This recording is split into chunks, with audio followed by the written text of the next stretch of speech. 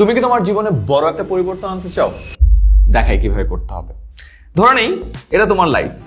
তুমি এখন এই যে চতুর্ভুজ একটা আছে সেটার মতো, এবং তোমার সারাউন্ডিংসও একটা চতুর্ভুজের মতো।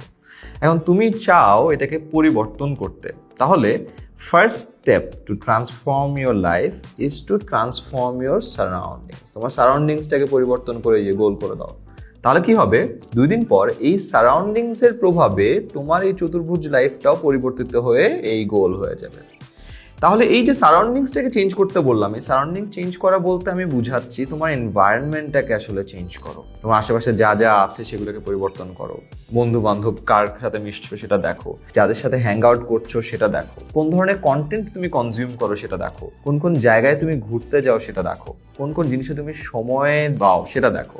এই সব কিছু তুমি যদি পরিবর্তন করতে পারো তাহলে দেখা যাবে এই পরিবর্তনের সাথে সাথে তোমার লাইফটাও আস্তে আস্তে চেঞ্জ হয়ে যাচ্ছে। So in simple terms, to transform your life, change your environment. If you can change your environment successfully, it will change with you. So, বলে না, you are the average of 5 friends you spend most time with. So, এটা মনে করো তুমি, তোমার বন্ধু 1, 2, 3, 4 যেরকম হবে তুমিও আসলে সেরকমই হবা। সো সারাউন্ডিংস এর একটা বড় পার্ট হলো তোমার ফ্রেন্ড। সো এটার ব্যাপারেও খেয়াল রাখো।